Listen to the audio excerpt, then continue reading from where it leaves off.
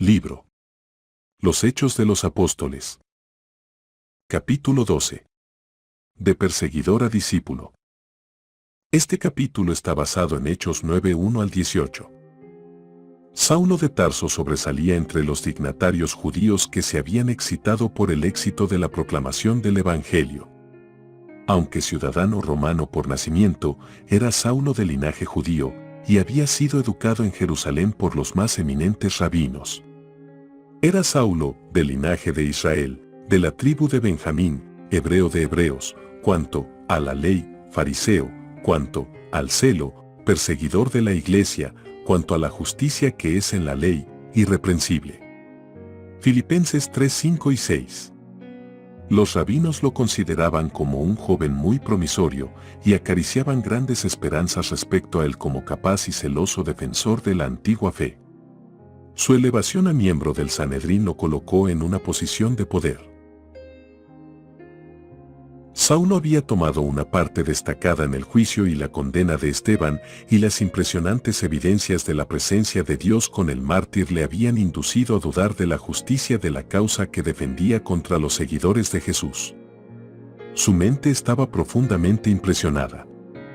En su perplejidad, se dirigió a aquellos en cuya sabiduría y juicio tenía plena confianza. Los argumentos de los sacerdotes y príncipes lo convencieron finalmente de que Esteban era un blasfemo, de que el Cristo a quien el discípulo martirizado había predicado era un impostor, y de que los que desempeñaban cargos sagrados tenían razón. No llegó Saulo sin luchas graves a esta conclusión. Pero al fin, su educación y sus prejuicios, su respeto por sus antiguos maestros y el orgullo motivado por su popularidad, le fortalecieron para rebelarse contra la voz de la conciencia y la gracia de Dios. Y habiendo decidido plenamente que los sacerdotes y escribas tenían razón, Saulo se volvió acérrimo en su oposición a las doctrinas enseñadas por los discípulos de Jesús. La actividad de Saulo en lograr que los santos hombres y mujeres fueran arrastrados a los tribunales, donde los condenaban a la cárcel y aún a la muerte, por el solo hecho de creer en Jesús, llenó de tristeza y lobreguez a la recién organizada iglesia e indujo a muchos a buscar seguridad en la huida. Los que fueron arrojados de Jerusalén por esta persecución iban por todas partes anunciando la palabra. Hechos 8:4. Una de las ciudades donde se refugiaron fue Damasco, donde la nueva fe ganó muchos conversos. Los sacerdotes y magistrados esperaban que con vigilante esfuerzo y acerba persecución podría extirparse la herejía. Por entonces creyeron necesario extender a otros lugares las resueltas medidas tomadas en Jerusalén contra las nuevas enseñanzas. Para esta labor especial, que deseaban realizar en Damasco, ofreció Saulo sus servicios. Respirando aún amenazas y muerte contra los discípulos del Señor, vino al príncipe de los sacerdotes y demandó de él letras para Damasco a las sinagogas, para que, si hallase algunos hombres o mujeres de esta secta, los trajese presos a Jerusalén.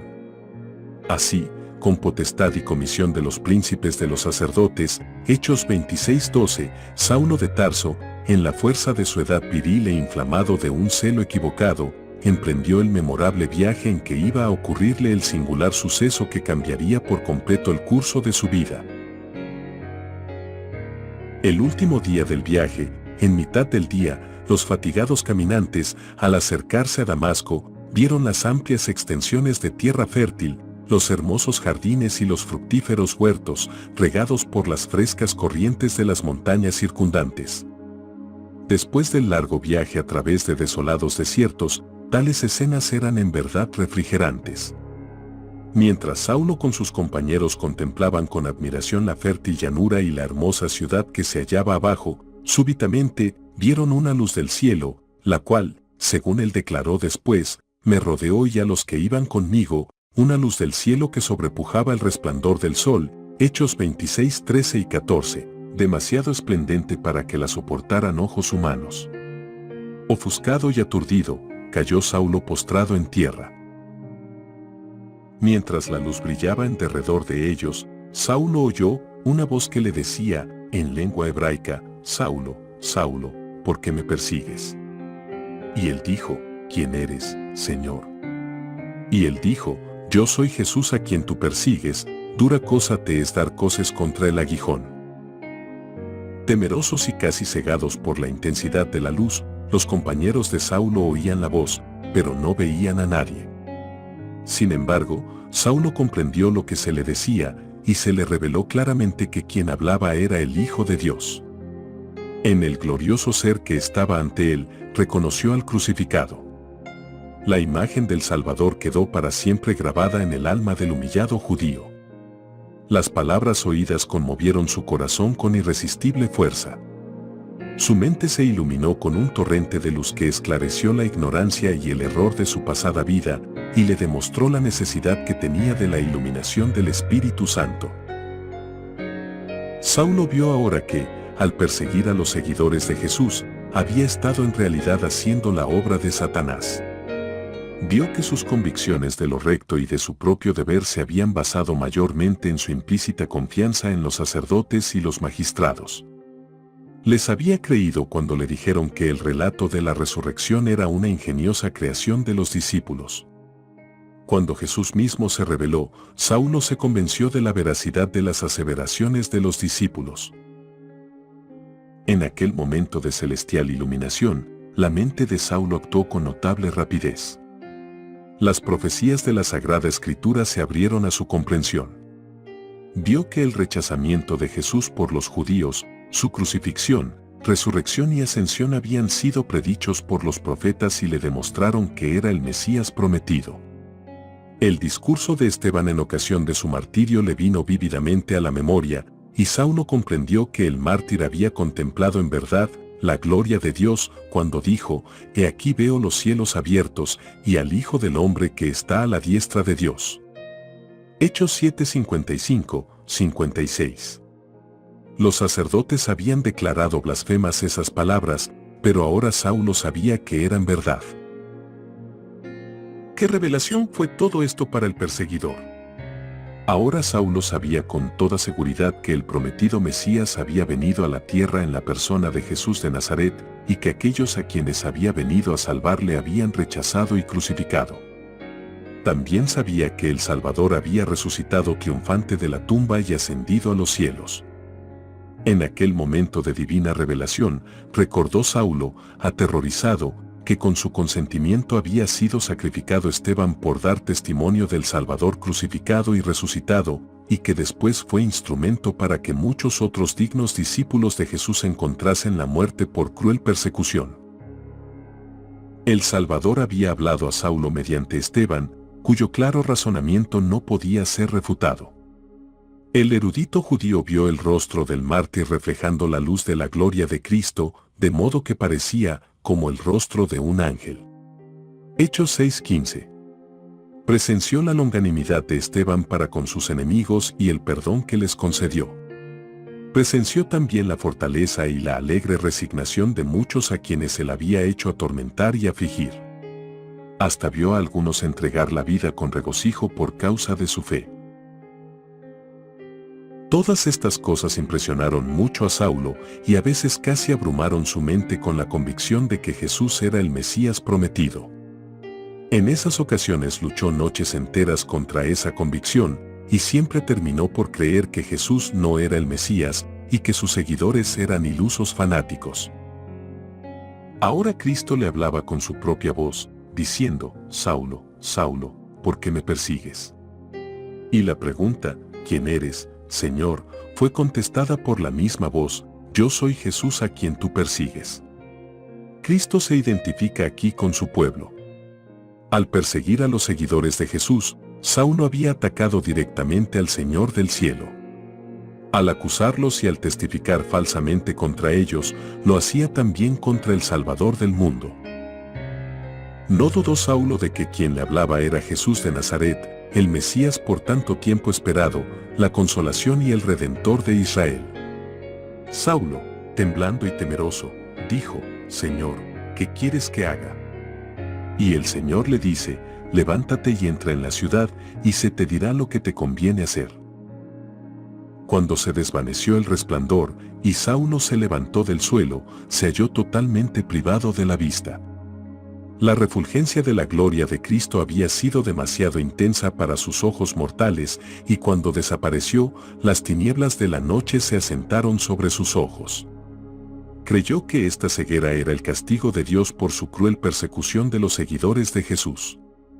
En terribles tinieblas palpaba en derredor, y sus compañeros, con temor y asombro, llevándole por la mano, metiéronle en Damasco.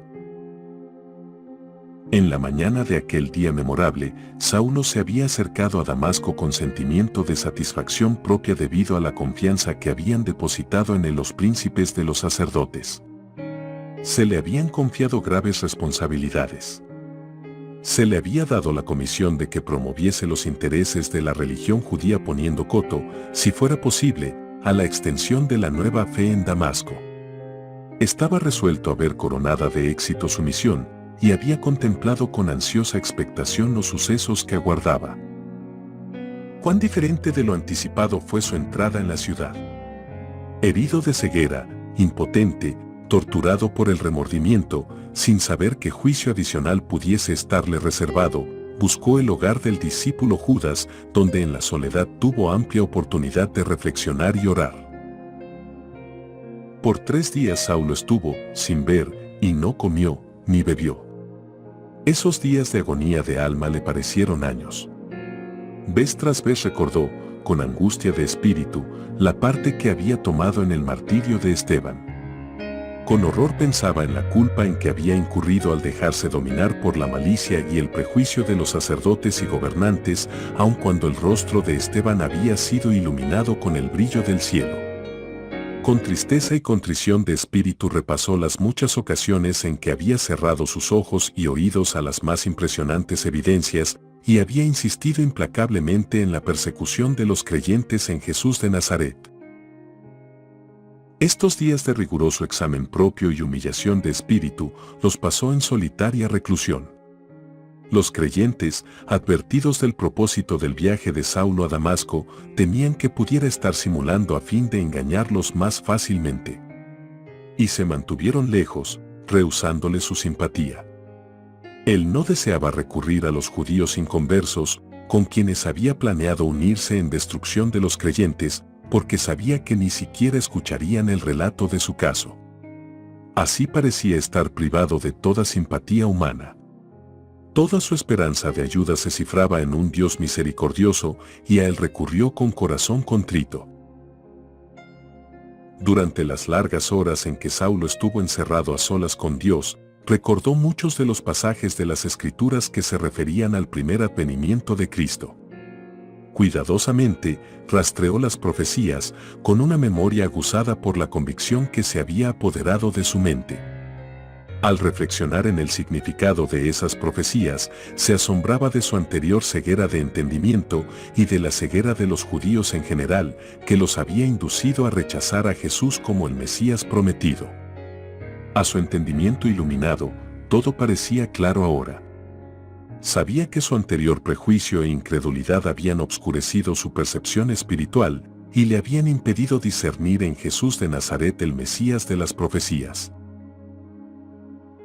Al entregarse Saulo completamente al poder convincente del Espíritu Santo, vio los errores de su vida y reconoció los abarcantes requerimientos de la ley de Dios.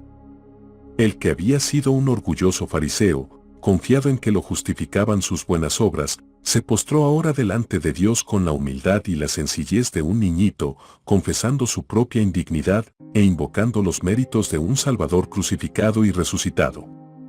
Saulo anhelaba ponerse en completa armonía y comunión con el Padre y el Hijo, y en la intensidad de su deseo de obtener perdón y aceptación, elevó fervientes súplicas al trono de la gracia. Las oraciones del penitente fariseo no fueron inútiles.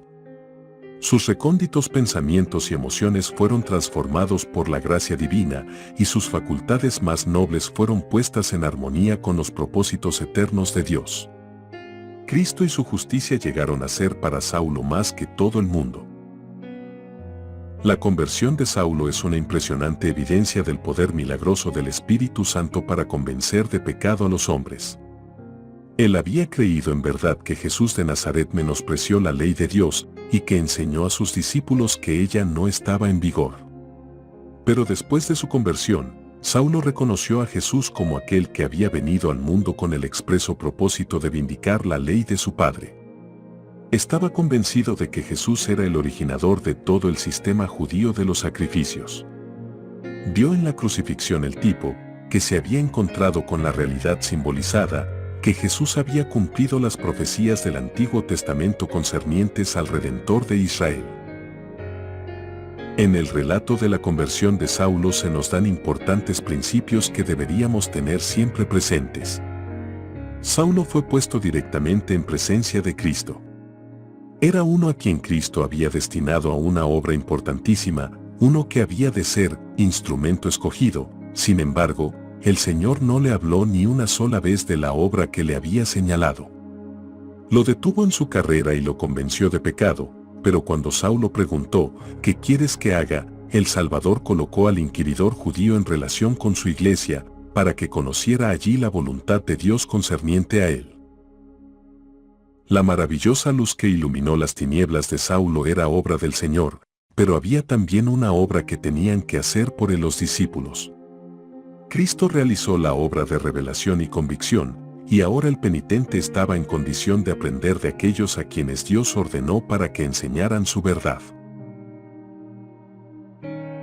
Mientras Saulo continuaba solo orando y suplicando en la casa de Judas, el Señor le apareció en visión a un discípulo en Damasco llamado Ananías, y le dijo que Saulo de Tarso estaba orando y que necesitaba ayuda. «Levántate y ve a la calle que se llama La Derecha», dijo el mensajero celestial, «y busca en casa de Judas a uno llamado Saulo, de Tarso, porque aquí él ora, y ha visto en visión un varón llamado Ananías, que entra y le pone la mano encima, para que reciba la vista». Apenas podía creer Ananías las palabras del ángel, porque los informes de la acerba persecución de Saulo contra los santos de Jerusalén se habían esparcido extensamente. Se aventuró a protestar: «Señor, he oído muchos acerca de este hombre, cuántos males ha hecho a tus santos en Jerusalén, y aún aquí tiene facultad de los príncipes de los sacerdotes de prender a todos los que invocan tu nombre». Pero la orden fue imperativa: «Ve, porque instrumento escogido me es este, para que lleve mi nombre en presencia de los gentiles, y de reyes, y de los hijos de Israel». Obediente a la indicación del ángel, Ananías buscó al hombre que hacía solo poco respiraba amenazas contra todos los que creían en el nombre de Jesús, y poniendo sus manos sobre la cabeza del dolorido penitente, dijo: «Saulo hermano, el Señor Jesús, que te apareció en el camino por donde venías, me ha enviado para que recibas la vista y seas lleno del Espíritu Santo». Y luego le cayeron de los ojos como escamas, y recibió al punto la vista, y levantándose, fue bautizado. Así sancionó Jesús la autoridad de su iglesia organizada, y puso a Saulo en relación con los agentes que había designado en la tierra. Cristo tenía ahora una iglesia como su representante en la tierra, y a ella incumbía la obra de dirigir al pecador arrepentido en el camino de la vida. Muchos tienen la idea de que son responsables ante Cristo solo por la luz y experiencia, y que no dependen de sus seguidores reconocidos en la tierra. Jesús es el amigo de los pecadores, y su corazón simpatiza con el dolor de ellos. Tiene toda potestad, tanto en el cielo como en la tierra, pero respeta los medios que ha dispuesto para la iluminación y salvación de los hombres, dirige a los pecadores a la iglesia, que Él ha puesto como un medio de comunicar luz al mundo. Cuando, en medio de su ciego error y prejuicio, se le dio a Saulo una revelación del Cristo a quien perseguía, se lo colocó en directa comunicación con la iglesia, que es la luz del mundo. En este caso, Ananías representa a Cristo, y también representa a los ministros de Cristo en la tierra, asignados para que actúen por él.